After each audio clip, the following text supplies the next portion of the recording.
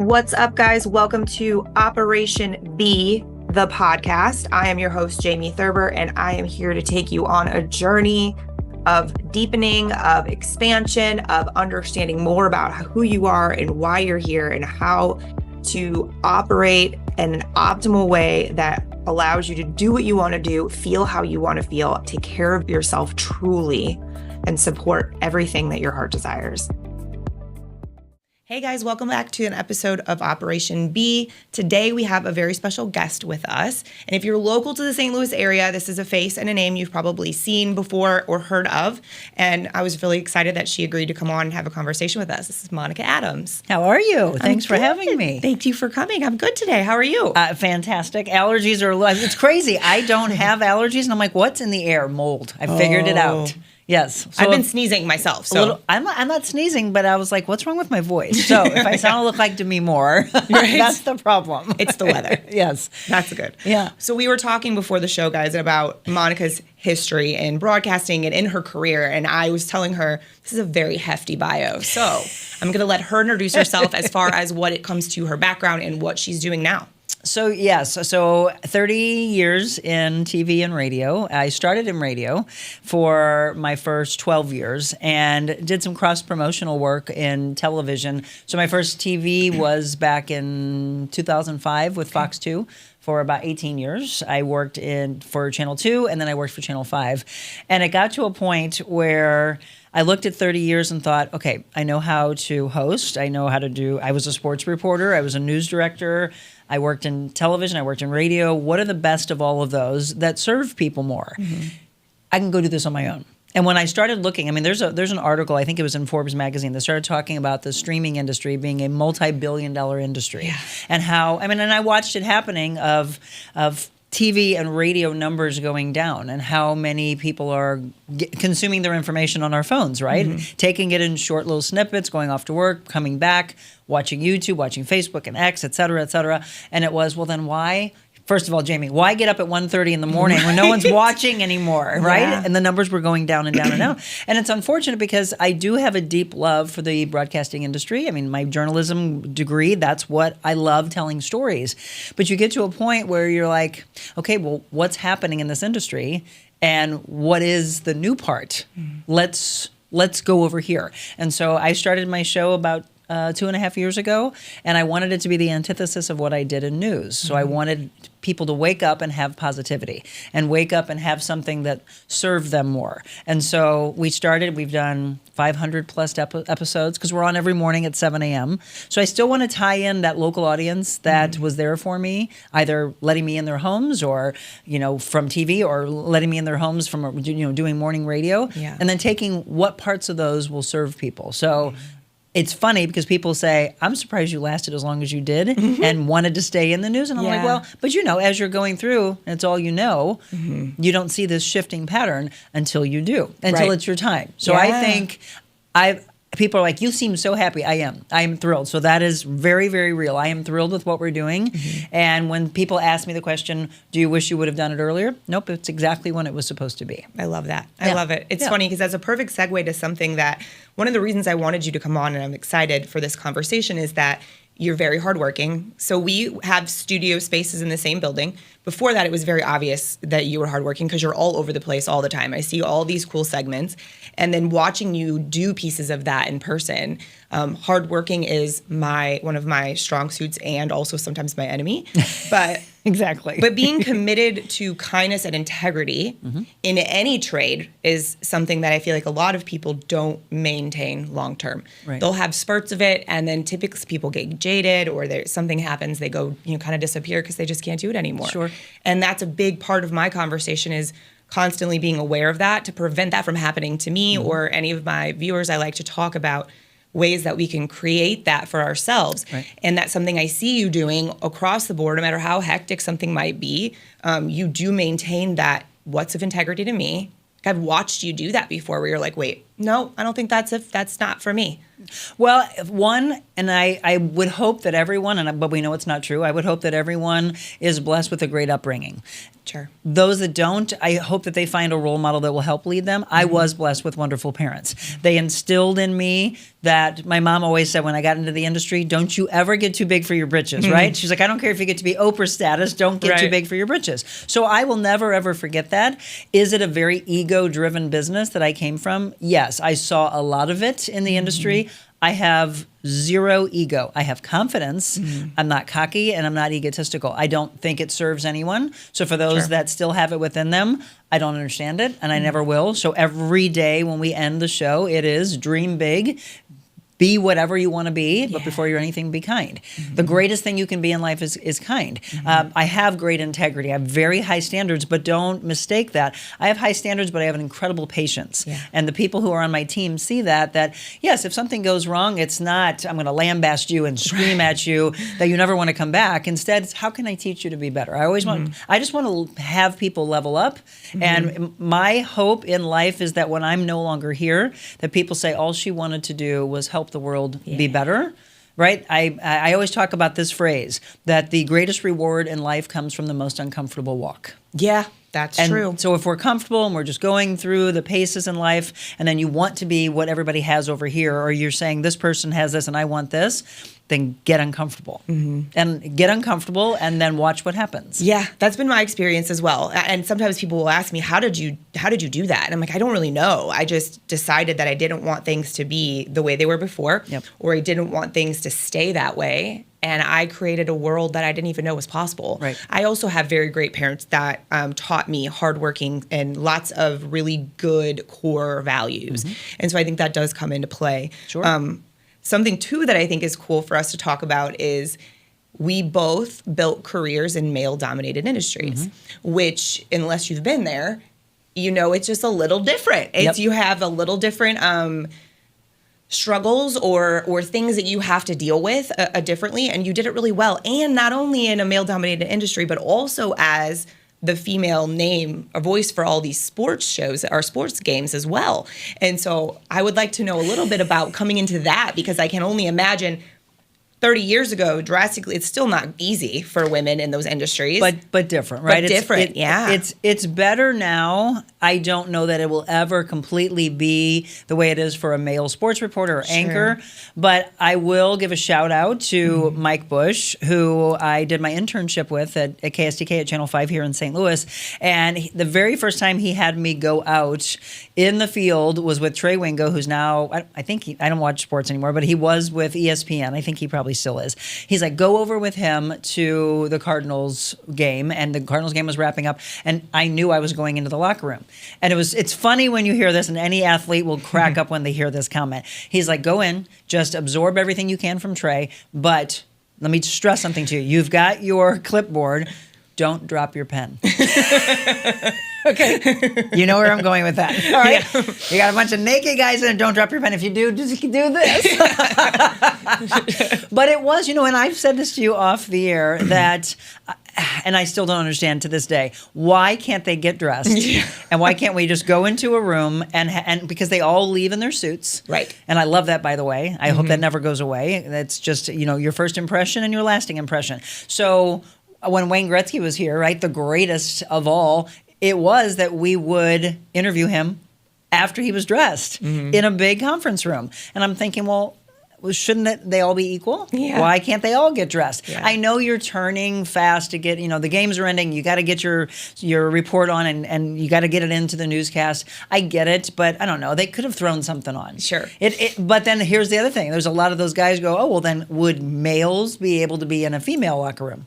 The answer is no. Right. So it's a double, right? There's a double standard there. But yeah, I don't want to go into the whole Me Too movement that everybody talked about and all the movies and stuff that were out there. Does it exist? Does it still exist? Probably. Did it exist back then? Sure. Did we speak up? No, because there's so many things of we're going to lose the job, or what's somebody going to say? Are they ever going to believe you? Sure, it happened to all of us. Sure. And any woman that says it didn't, you're lying. Trust me on that. Did it happen to the extreme that I've seen in some? No, and I feel blessed for that. Yeah. But I do have a lot of those athletes that I used to cover that actually have apologized. Not even asking for it, but it was, you know what? Now the more we think about it, we shouldn't have done that. Yeah. And I was like, that's cool, right? Good for you for saying that. But yeah, we are human beings and we're just here to do a job. Yeah. I think the cool part about that too is that throughout that, obviously when we look at your career and look at what you're doing now and why you do it, you maintained a layer of integrity that a lot of times I see, because so in the automotive industry where I was, it was a similar, I knew what I think you and I both kind of did was realize, yes, some of that's happening. And of course, if it would have gone to a different extreme, I likely would have spoken up. Right.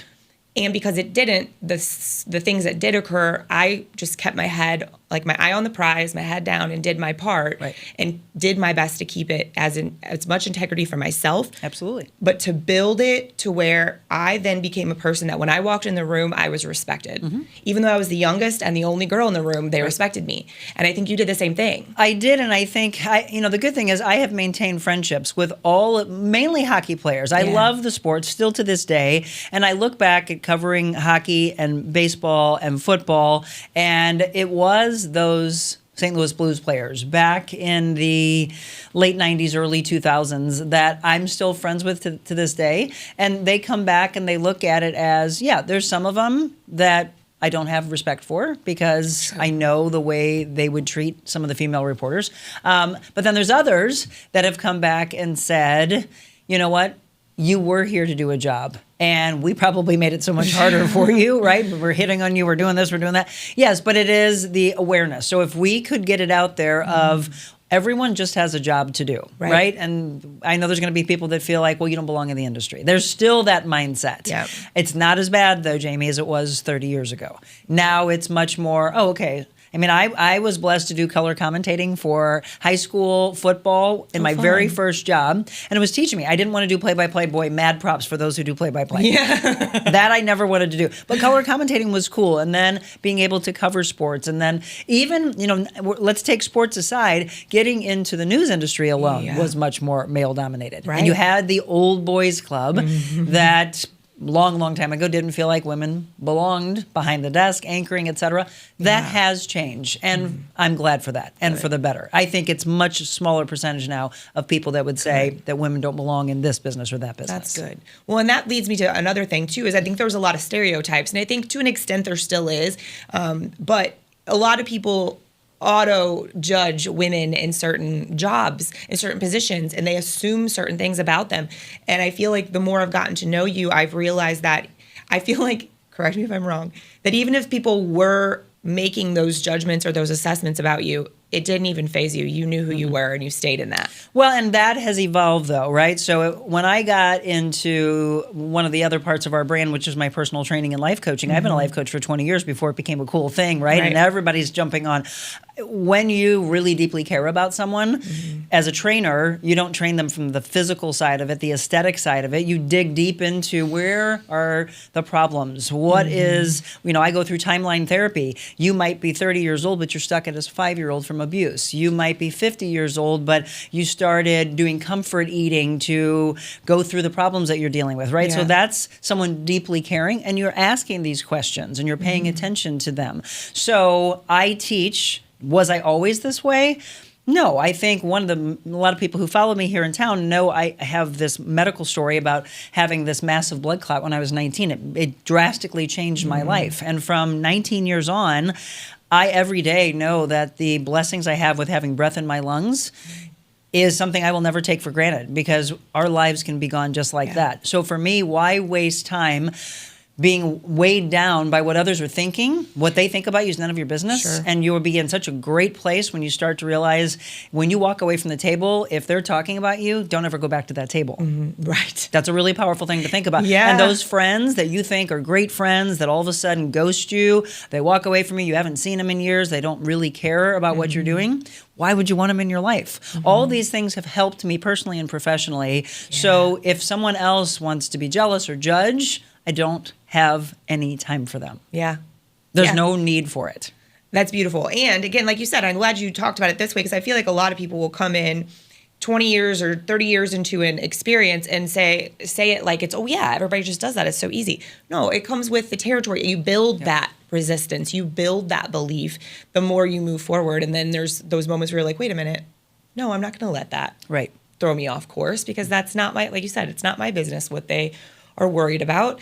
And I think that's one of the common denominators I find amongst people who do pave their own path, is that, there's going to be ridicule. There's going to be like, what are you doing? Yeah. But as long as you see it and you stay on that path, that's really what matters the most. It is. And there will be a lot of jealousy out there for whatever reason. I don't get it. And unfortunately, you see it a lot with women, right? Mm-hmm. Instead of women lifting up women, which we need more of, don't be jealous of them. Just, if you like something that they have, surround yourself with it more. Ask questions more. We're not going to be for everybody, right? You've heard the whole thing. You're not everybody's cup of tea. And that's okay. I love to say, that's okay. Yeah. Right? Find those that do. Get into a different group or join whatever. Get involved in the hobbies that you have, and you'll find your community that's waiting there for you. But yes, the hate breeds hate. Kindness breeds kindness. And I much more want to sit in a circle of kindness than hate any day. Yeah. Well, and to think about it, what I like to talk to people about is the ripple effect. So everybody that you are having this conversation with, anybody that you have on your show, people who are watching, the ripple effect from that, and especially with you going live every single morning, Monday through Friday, those moments of those topics are creating a ripple effect. Right. It can start the trajectory of somebody's day drastically different. It does. I do motivational speaking, and I always love the room when I laugh at this, and I say, if you don't realize how much power you give someone that you either watch in news or listen to in news on the radio, and the beginning, and it's nowhere does it, it's unfortunate that nowhere is it different. I hope that someday a network will realize you're losing all these numbers because people don't want to start their day like this anymore. Yeah. But what we call the A block, or the opening block, is all death and destruction. Horrific things are going on in the world. Where do you have positivity and something that serves that person? Buried deep into the half hour, and you reset the show. And then it comes, maybe if you're lucky, closer to the beginning of the hour, and it just is this cyclical effect. Yeah. I said no more. So I do news you can use. It's stuff that I consider to be what we used to call water cooler talk, or you want to tell your family, you want to tell your friends, oh my gosh, did you hear about this? Yeah. If by chance I give you anything that you would consider to not be the happiest thing, it's only for one reason, and that is, as a community, what can we do to better ourselves? Because we can't let this continue to happen. Yeah. It's that. And so when I talk to a room, I always say this: do you have any idea how much power you gave us? And they're like, what do you mean by that? That's so you huge. Tell me, let's say you get up at 5 a.m., 6 a.m., 7, whatever, wherever that newscast is, you turn it on, it's habitual, you hear what we say, you don't know why, but you're so mad at the world. You turn it off because you've had enough.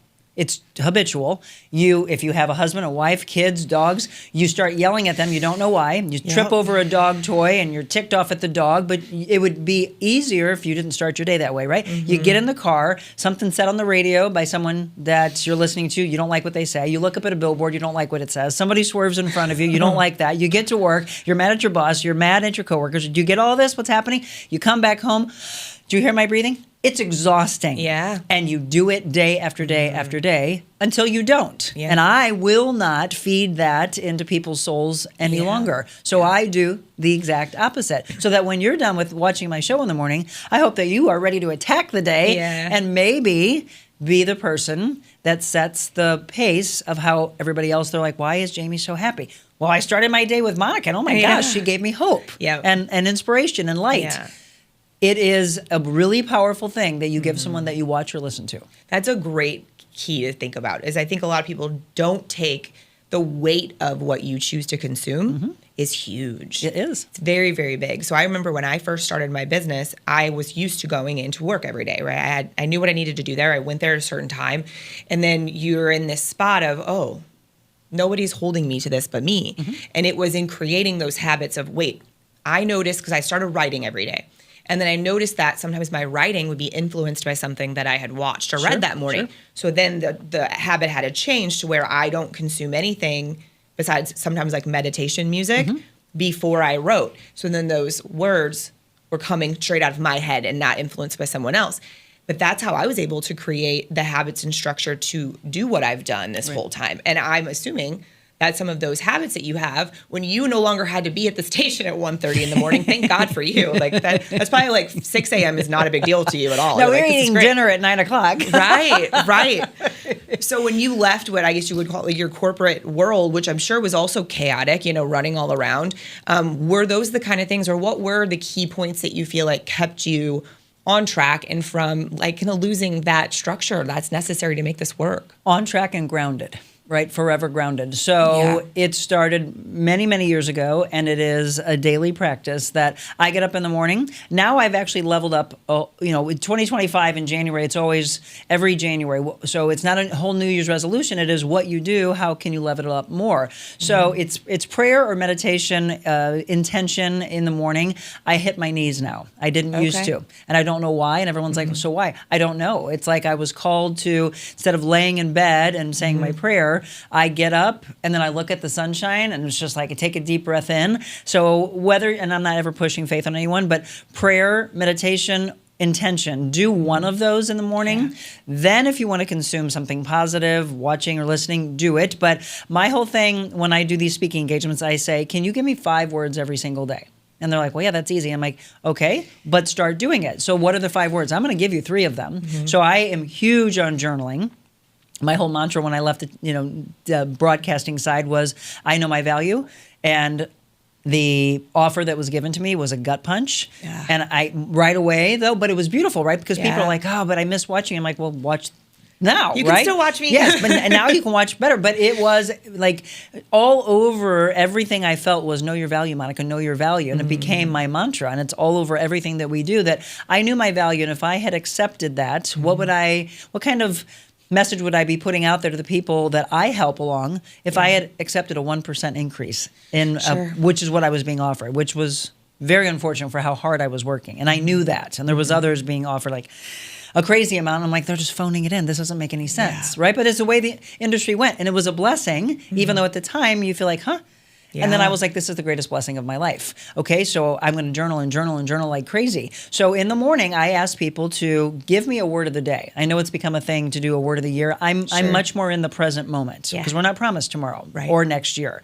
So I will ask you, right? I'm going to put you on the spot. Yeah. Give me a word right now that you're feeling. Intent. Okay, so see how easy she did it? But when I go to speak to people, they'll go, I don't know. I'm like, you do. No, I don't. Say it. And then all of a sudden they'll say it. And they'll go, see, you are looking for someone to say that it's okay for you to say what you're saying. You're looking for someone at this table to not judge you. It just be in your lane and say it. So for me, it could be so many levels of things. Sure. Today it was insightful.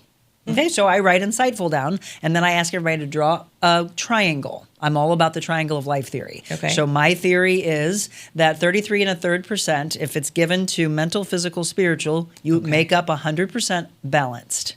Okay, but you could wake up today and be like, my mental side is just really struggling, which in the world we've seen so much mental health, but it's great that people are talking about it as opposed to feeling like they're swimming alone. Right.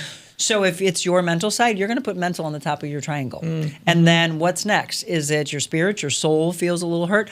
It's in the middle. But if you are like me, where you get up and you're like, I'm ready to work out or go for a walk, and no one really ever has to tell me to work out, well, physical's at the bottom of my triangle. It does not mean it has less weight. Sure, that it makes still sense. gets done. So what have I given you? Mental, physical, spiritual. You just put them wherever they are put in the triangle. So now I have 4 words of my day. I go throughout my day, and if I continue to have people or circumstances try to throw me off course, what do I go back to? My intentional word. I see. Okay. Gotcha. And then at the end of the day, I write a word of gratitude. Oh, what does that look like? And so if the entire day, and I understand that we get horrific messages, we get a phone call of someone's, whatever it may be. So yes, that's been a really hard day. You have to be so introspective to think, what did go right? Was it a person at a gas station that looked and went, you're so pretty, your eyes just beam, and you're like, that's a stranger, right? Right. They have nothing to gain from that. You go back and go, that stranger, and you write that down, and it hopefully helps you sleep a little bit better, so you're restful, and then you start the day back over again. Yes, that information that you got the day before is hard, but that's how I try to help people. Like, don't let it weigh on you, or how are you ever going to get better? If you just sit in the toxicity and the drama and the hate and the anger and the fear and the anxiety of the world, how are you ever going to get better? when you got to take care of yourself first and foremost, which people sometimes think is that egotistical. You get that, right? Yeah. But how is anybody else around you going to be okay if you don't take care of you? It's not an ego thing at all. It is, I'm okay now. My fiance, my husband, my children, my coworkers, if you're the boss, your employees, they'll be like, okay, this person seems to be okay. If you're not, watch what happens with everybody around you. Yeah. So that goes back to, you've got to take care of number one.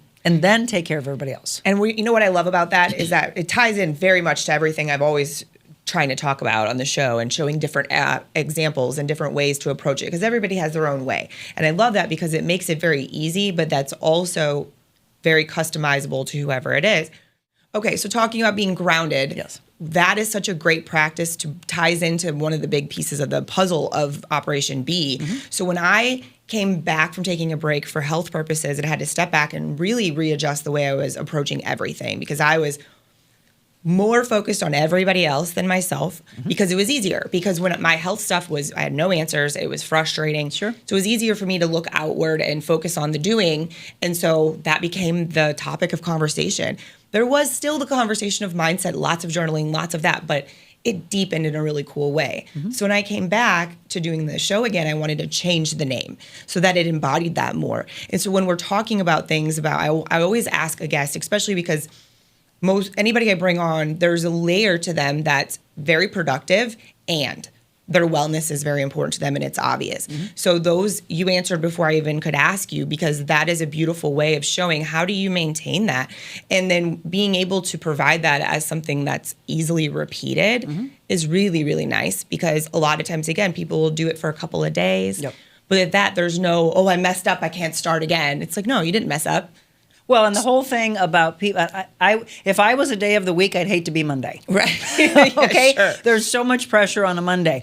But here's where people go wrong, Jamie. So on a Friday, if you decide, if she calls me up and says, oh my gosh, I love our show, can we go get drinks? Let's go get drinks. Am I going to sit there and think, oh, how many calories am I consuming? When you get to a point to release yourself from that stress, you're going to start to really, really live. Sure. How did you gain that 50, 100, 200 pounds? How did you get in a toxic relationship? You just continue to repeat and repeat and repeat. So on a Friday, if I go out and have drinks with friends, or I want to have a pizza with you, I am not going to sit in that moment and just beat myself up to do it and then just say, oh, I'm just going to throw the whole weekend away and I'll start on Monday.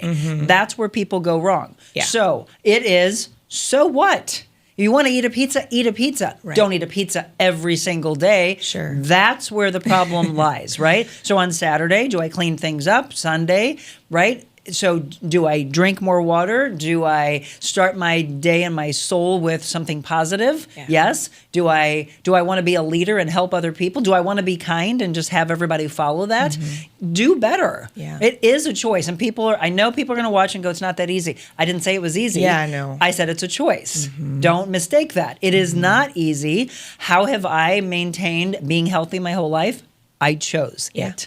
I don't choose to surround myself with drama. I don't choose to sit at a table with negativity. And that might mean my table gets smaller and smaller. And boy, does my life get happier and happier. Right. Okay? It does. It's a real thing. And I choose to work out every day. I'm not obsessed with it. I've been an athlete my whole life. But I make sure it's a part of my day. It wouldn't make sense if I didn't, right? If I'm a personal trainer and I don't do it, I will never preach it and not do it.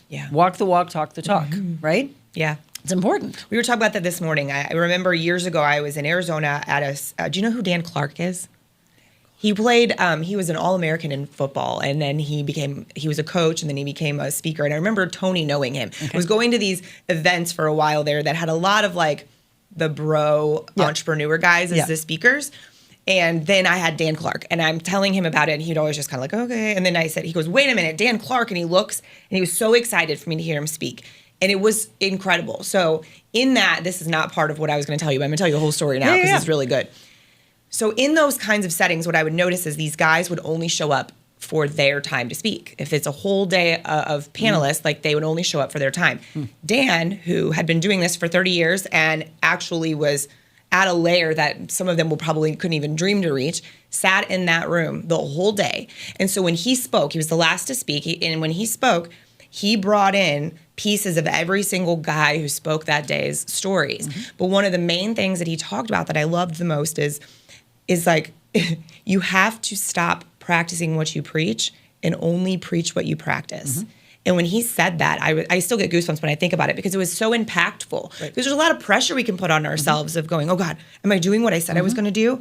So instead, those things that are so core to you, those are the things that you share. Those are the things that you can, encourage other people to do, because no, it's not easy. But also what we're not changing, we're choosing. Sure. So it brings you back to that. It really is a choice. Are they always easy? No. But it still is a choice. So I don't know Dan, but kudos to Dan, because Dan doesn't have an ego. Dan is not full of himself. He wouldn't have sat in that room to listen to everyone and choose to take pieces of that and use it probably in his speaking if he didn't have an ego. I just recently spoke at St. Charles Community College's entrepreneurial symposium. And so I knew when I was speaking. I was there way early. I decided to actually do my show live from there. Oh, cool. Then went in, was walking around, meeting people in the room, and then they expected me to speak and leave. Nope. I stayed to the very, very end. They came up to me and they're like, thank you so much for staying. I'm like, why wouldn't I? There's great speakers everywhere. And I listened to the people before me, used a little bit of that in what I was saying, and then listened to the rest of the people, and then consumed all of it, and then went home and was grateful for what I heard. But the ego gets in the way. Right? And I have people that will go, and I do MC work and auctioneering work. I want to be involved from the beginning to the end, whether I help consult them to level up every year and raise more money for the charity. I will come. They will say, you just want to come like a little bit before? I'm like, no, I want to come to dinner with you. I want to meet. Let's find out, where's your big spenders? Let me have fun with them. Let me stay. You have a band. I'll stay and dance. They're like, oh my gosh. And so it's like people put people up on a pedestal, and I'm like, let's knock me down off of that as quick as possible. I'm real. Right? I'm authentic. There's nothing out of my mouth that's ever fake. And I just believe that if the world was more real, we would be in a much better world. It would be a lot less complex. I mean, human beings are complex anyways. There's lots of layers to us, and we make it worse by trying to put up these facades all the time because you can't keep up with them. Correct. And you're telling a bunch of laws, or a bunch of lies. Like, you're not going to remember every one of them. And but don't you see, so everybody is all into, I want followers and I want views and I want the clicks. And I'm telling you, the more you strip the filters off, the more you take the makeup off and you become real and raw, you'll have more of that. And then more people will do it. If you set that standard, just watch what happens. That's my hope for the world. I will continue to do this as much as I can. Sure, I'll be dressed up. I love fashion, right? Jamie's figured that out of me. She's like, oh, cute outfit, cute outfit.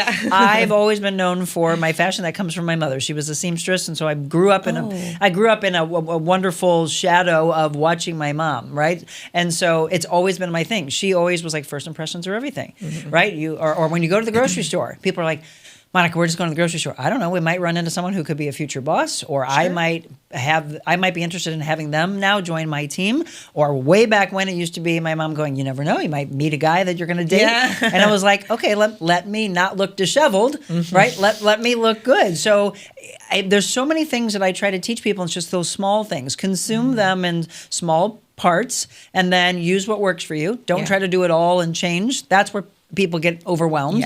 They try to do everything in a weekend, and it's like, oh, I can't do this. Be present. Be focused, and become a better listener.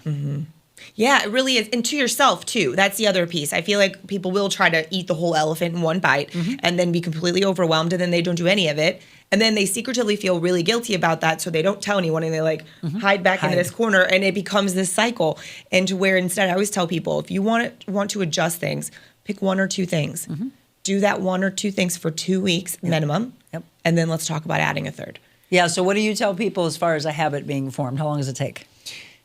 I typically tell people realistically, it's 3 months. And a lot of people that I see, because that gives them the space, which we all know will happen, to have the days where they don't do it, they don't admit that they didn't do it till a couple days later, and then they're like, oh gosh, I have to start again. And that'll happen a couple times. Until they stop, and then they stop. And then all of a sudden, it's been this many months, they're like, whoa, okay, I have been doing this. I don't even have to think about it anymore. That's one of the things I've noticed just from observing also. So you know, you've heard probably in life, habits could be formed in 14 days, 21 days, right? 3 weeks. It is watch what happens. So I have a client that comes in and I do assessments on them, and it's, let's see how strong your upper body is, your lower body, your core strength, your flexibility, your cardiovascular. So from a core standpoint, what is the exercise? A plank. Ideally, you can hold that plank for 30 seconds, and then we can build from that. If you're at 5 or 10 seconds, and I have clients that will be like, that Monica's talking about me. No, there's a lot. Trust me. Oh, yeah. 5, 10 seconds. But guess what? If we do it every day, and I do mean every day, so here's my thing. Get up, I hit my knees, say my prayer, go down and do a 1-minute plank every single day, or longer if you want to. But if you do 1 minute, you've got a strong core, the foundation of our body. So what is your foundation of life? You've got to find what is that core message or core strength. So if they look at day 1 to day 21, trust me, you're not still doing a 5-second plank. I guarantee you, you have gone to 10 or 15 or 20, or you're up to 30 seconds. It didn't happen overnight. It was a choice that you made to hit the ground and to do that. But then you continue to do it. And yes, if you have an injury or something throws you off course, you at least have a foundation, and it is not so hard to come back to, as opposed to someone who chose to never, ever do it. And how hard it is to get started. I think I always go back to examples about fitness just because it is a much easier to measure item to show you, because you can not only will you physically see, but you'll feel it, all those things. You'll start to see the difference. All of those things can happen for it being measurable. But I know with a plank or with that, I remember my friends used to make fun of me when I had a trainer and he would make me do planks. They thought he was like, he added it. No, I added it. And I added it because to me, it's a mental game. A plank is very much, it becomes quite the mental game. Because even if you know you can do a minute, your brain's like, well, you don't have to do it. And you're like having this conversation back and forth with yourself the whole time. Well, and for people who love to lift, which I do, or they love to run or whatever, there's movement happening, right? In a plank, it's this isometric hold. And there's so much things that can be going through your head. And yes, you're beating yourself up instead of being present. And I'm just, so they'll all sit there and try and talk. And I'm like, nope. It is our exercises are now underway, and start to have this conversation of release the shoulders, draw your navel in, be in it, but you are having a conversation with yourself. Absolutely, and that is one of my favorite things about fitness is that it is a mental game. So during me having to take a break, my body was not letting me do much. So it's been very slow, simple yogas, things, simple walks, things like that, and adjusting from doing really heavy deadlifts and squats and things to this more simplistic. Talk about a mental game. It was hard not to have that voice telling me that, oh my gosh, this is pathetic. Like, what are you doing? And I had to reestablish a relationship. But it's funny because when you think about the difference between, it's the same concept, just in a different way. And I'm so grateful. It sucked, don't get me wrong. But grateful for the things that I learned because it made me better to me, not to everybody else. But don't you think, so yes, we all came from however we wanted to train. And when you suddenly have to shift that pattern, you talk down to yourself of, oh, I'm not deadlifting anymore. I'm not doing plyometric work. But whatever your guiding source is, for me, I truly believe you are thrown off that game. You may have an injury or you may have something horrific happen in your life because you didn't make the choice to change.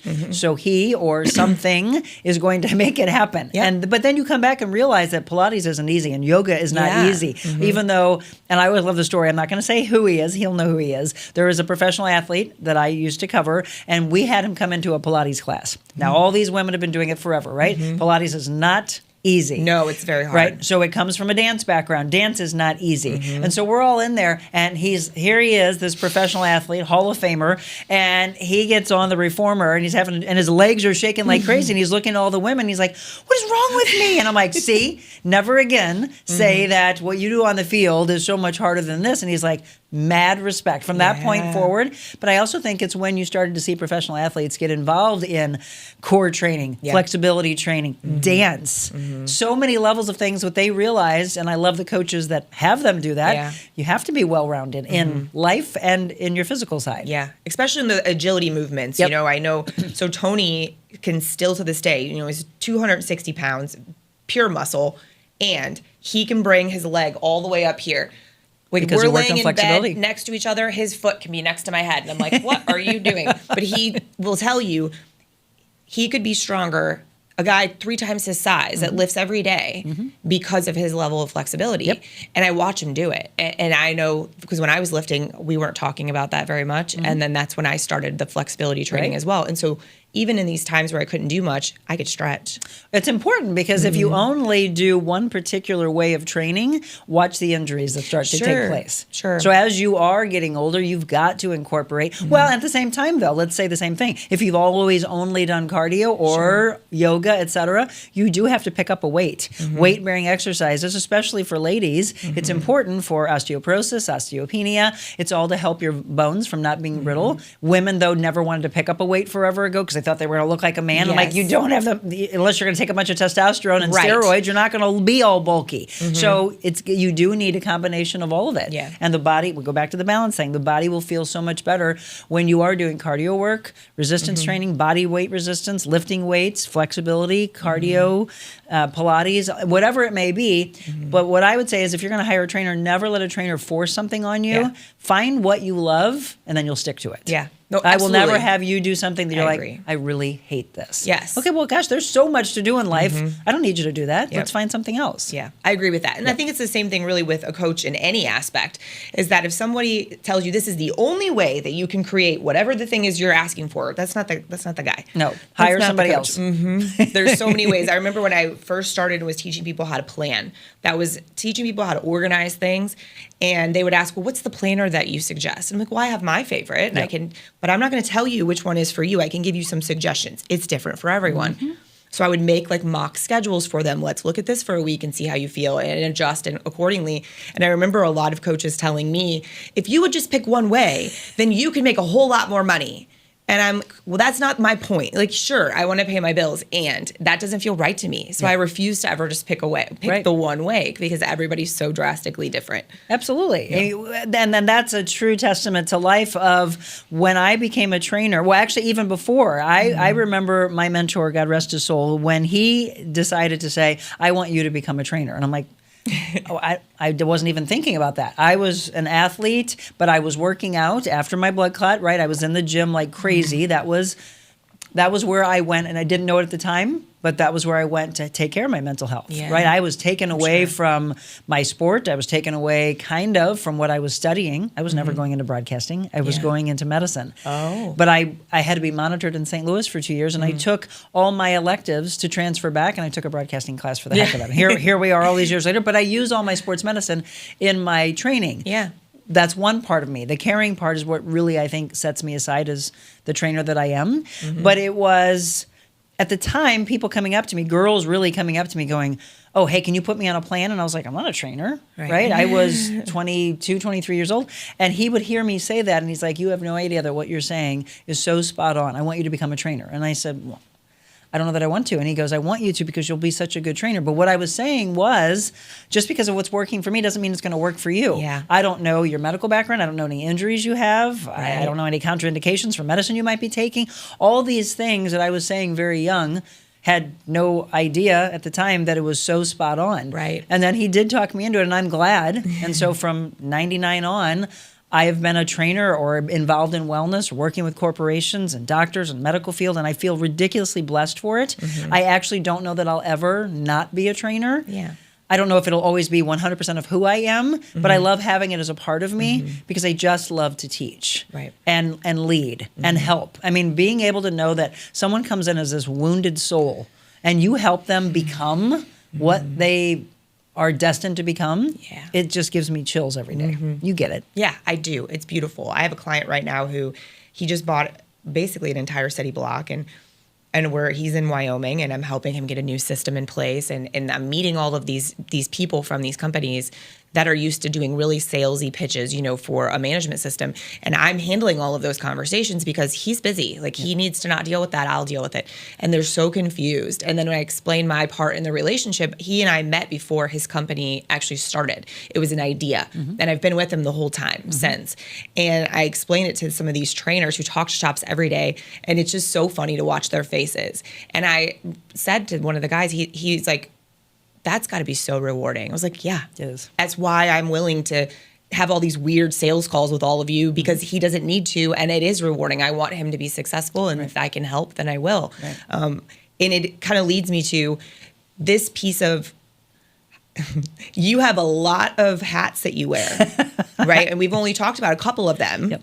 So one of the things I like to tie in and to kind of close up with often in my shows is, how do you, because everybody feels very busy, even if they aren't wearing that many hats, our lives are all what they are. And oftentimes people feel frantic and busy and like they can't manage it all. Right. And with that, it's a kind of a hefty question. But for you, and we can go on and on as much as you'd like to about it, but for you, what are some very key, other than the morning routine that you just explained to us, what are other key things that you think help you manage all of that? Okay, so this is a great question and an easy one for me to answer, because one of the things that I watched, and I think it's because I was in the role and so I know it. So when I was a news director in radio, I used to have people that were either PR people that would pitch me stories, or it was someone that I did a story on, or maybe it was a family member that wanted, the audio from it or whatever. I made sure that I always responded in that day's time because they deserve that respect. Yeah. When I started to get deeper into my broadcasting field and I would see this news director or this boss or whatever say, oh, I'll get back to them when I want to. To me, I saw that very egotistical. And I thought, no, I don't care if it's not a full-blown message that you get back to them, but acknowledge that you got it. Yeah. And it's a life lesson for all of you to learn. It's called respect. Respond to that text. Respond to the phone call. Again, you may not be able to go in depth, but at least let them know so they're not waiting and wondering. They deserve it.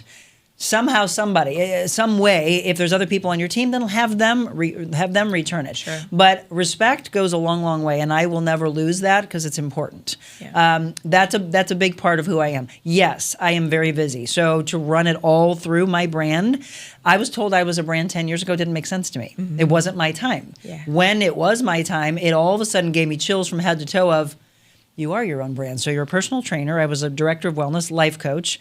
I do MC work and have for a long, long time. I got into auctioneering. That's usually where people are like, how did you become an auctioneer? I was asked because the auctioneer wasn't there that day. Sure. Would you auctioneer? I'm like, sure, but I'm not going to do that. Hey, give me $5. I'm not going to do that. I'm going to have fun with them. And then here we are raising an insane amount of money, and it fills my soul, right? Yeah. All these things fill my soul. So I'm also a design and wardrobe consultant now for both men and women, but it was always men. I always thought you guys needed a lot more help back then. So I do a lot of custom work. Now it's amazing what we're able to do, but it used to be a lot of suits and tuxedos and shirts and slacks, whatever. Now it's everything from Lululemon-esque looking clothes, right? Polos, you name it. I love that. I'm very big into that fashion side. And then obviously as a host, how do you do it all? As well as one of the proudest things I am is the wife of a police officer. Yeah. How hard it is to see him leave every day, right? People always ask me, how do you deal with that? I trust. Right. I trust. There's horrific things that happen in our world. Someone can come walking into a church, a movie theater, your kid's school. It happens anywhere. Yeah. Yes, does he have a job that puts him out there a little bit more? Not as much because he's a lieutenant now. So he's paid his dues, 30-something years. But I'm proud, and I say that over and over again. I'm a proud wife of a lieutenant that serves our country and it is a hero. All those things, though, could weigh on you. Sure. Instead, I make sure time management is very, very key. But I did all these things, Jamie, when I used to work in the news industry, right? Yeah. So it was working for the man or woman. Some of the things that you were like, this doesn't serve my soul, I can feel it. 8, 10, 12-hour days. Then going into personal training my clients, life coaching. But where are you taking care of you? Yeah. And I still fight with that sometimes of, I get up at 4:30 in the morning, which people are like, oh, that's sleeping in. After, that's for you, right? 3 hours of sleeping in. 4:30, I usually go till about 10:30 at night, though. It is a grind, but it's because I chose, we go back to choice again, I chose to do my own business. Yeah. I chose to have a show. And a lot of people are like, why? You've always done mornings. You could have slept in. I could, but think about the smart businesswoman. I chose to take the audience that I used to have away and say, come on over. And hey, come on over here. This is how I'll start your day. Then my day's already started and I can get into meetings. Yeah. You know, we can talk with people about coming on the show and taking my show on the road to them, which I love to do. There's a lot of people in the business that I came from, though, that they didn't want to go out and do remotes or go out to the community. For whatever reason, they just want to stay in that bubble. Yeah. And for me, it's the exact opposite. I want to come out and say thank you. for making me who I am. Because I know for a fact I wouldn't be as far as I am today if it wasn't for the people allowing me to come into their home and to listen or to watch. And so it's gratitude, gratitude, gratitude every single day. Yeah. But I also have to have my dearest friends and family call me on it and check me when it is nothing but work. Sure. So you need those people to be right by your side going, I will always remember you for the way you made me feel. It's the memories that we create in life as opposed to all she ever did was work. Yeah. Right? So yes, in the beginning part of being your own boss, it is heavily loaded here. And then you find that balance and you bring good people on with you that you can trust will carry out the levels of standards that you have. Yeah. But I'm a student of life every single day, and we all should be. We're always educating. And again, listen to the people that say, slow down a little bit. Right. Take care of yourself. Yeah. So I don't get me wrong, there is no perfection. And once we realize stop chasing perfection, then we're really starting to live. Agreed. And that comes back to the place of being present, really. Yep. Everything that you said, I love it. Because along the lines of, if you have those people in place that can call you on when you need to come back a little bit, that also comes from a place of being able to respect them. And so each of those core words that you've used, I hope everybody who's watching has realized that those are core things that, again, are just choices. It is. So.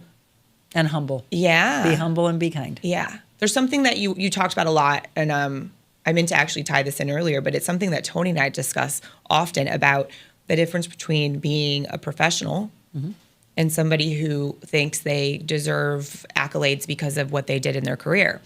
And so they just show up, and that's okay, because you and him are very similar in that aspect. It's like, you want me to do this? Okay, well, I'm going to show up early. I'm going to be educated on your company and your foundation. I'm going to stay and dance and do the things and be there, because otherwise, why would I come? And that's, I think, a piece that a lot of people, especially with like the online influencer situation and lots of that's missed a lot, is that when you bring in the heart and the foundation of who you are into that, people don't forget it. And that lasts. It does. The entitlement aspect has got to, and I hope it's got a short shelf life. I hope it goes away, because hard work and, again, who you are as a person will go, I mean, levels and levels and miles for you, as opposed to, I'm just going to come, I've got an ego, I've got an attitude, I'm going to do my thing, I'm out of here. I don't want to hire that person. No, me I neither. want the person that's good, that has a track record of hard work, how you make somebody feel, how, you really have to pay attention. It goes back to being present, but pay attention. Like, if you're trying to date somebody, pay attention to how they treat their family. I was always taught, pay attention to how the guy treats his mom, his sisters, and also pay attention to how they treat a waitress. That's what I was going to say. Yep, a waitress or someone at the drive-through window. Yes. Those are two things that always got me. Pick up on it. Absolutely. And pay attention to how your animals act. Yeah. Yes. There was one guy that my dog was like, I was like, oh, she never growls. Okay, he's not for me. Right. You're like, you can't be here. She just told me this isn't good. I don't need to know why. Exactly. So thank you so much for being here, thank Monica. I think that this conversation, guys, I hope that you pull lots of nuggets out of that. That's always my goal, is to bring someone in any conversation that can offer a perspective shift for people and open up a little bit for them, or show them that they're not alone, that they're not, if they're in that hard time, that hard moment, like with the bad day that you were describing, that it is really the simple key is to find at least one good thing, and it lets you close up that day and start again tomorrow. Well, and if you do feel alone, start to realize that there's a community waiting for you. It's maybe not where you feel so alone right now, but as I said, lean in on your hobby or find a new community, because we all need socialization. We all need to know that somebody has our back, but you have to have their back as well. It's never one-sided. Yeah. Yep. And we have to have our own backs. And I think we covered a lot of that here too, where I think that gets missed a lot. Yep. Where we have to be able to check in and take care of ourselves too. So amen. Yes. Thank you, my friend. Thank you so much for being here. Guys, as always, if you like this episode, please make sure to hit that share button and send it to anyone that you think could benefit from that. And until next time, thanks.